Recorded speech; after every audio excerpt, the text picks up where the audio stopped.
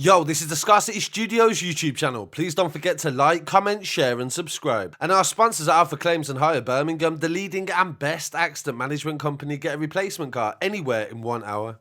I really appreciate you joining me again today, and this story, it comes from Northumbria, and it is in relation to Operation Venetic that is about the Encrochat hack. 4 members of one family have been convicted of possession of several firearms and also drugs in a series of raids in the north of England. Police have released images of the haul of firearms they found in Newcastle during raids that required bomb disposal experts. Operation Venetic is the biggest nationally coordinated crackdown on serious organised crime that has ever been seen. Officers attended 3 properties in Byker, Kenton and Cowgate, and they made significant discoveries including a homemade hand grenade, a Stribog carbine machine pistol. They also found 3 semi-automatic weapons and 300 rounds of ammunition were seized during this raid, along with 3 kilos of cocaine worth 120 grand. They also found a kilo of MDMA worth 5 grand and a hydraulic press. On Monday, the final family member was convicted in relation to drug conspiracy charges at Newcastle Crown Court. The Tait family was arrested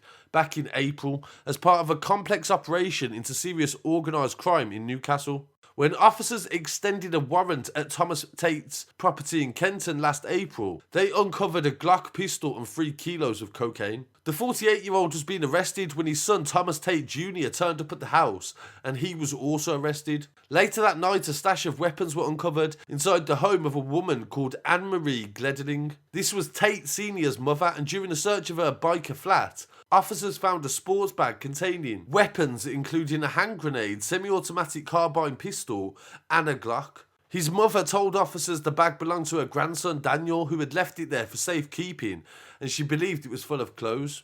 As the investigation continued, another man linked to the conspiracy, David Nixon, was later arrested, and during the course of the investigation, 15 grand in cash and 10 kilos of mixing agent was also linked to Nixon. The 27-year-old was subsequently charged and since appeared in court alongside 4 other members of the Tait family. Following a series of hearings at Newcastle Crown Court, the group have now been convicted of all their roles in the conspiracy and are due to be sentenced next year, even though a date hasn't been set. Detective Chief Inspector Paul Woods from Northumbria's Police Priority and Organised Crime Team said, "These convictions are the result of a longer and complex investigation that relied on expertise of a number of specialist teams from across the force." The Tait family believed they was untouchable. Not only were they making money from selling illicit substances, but they were also in possession of illegal weapons. There is no doubt that many people in the communities will be shocked by the details of the case and the images of the weapons that were recovered. They'd like to reiterate to the public that violence and illegal weapons has no place in our neighbourhoods,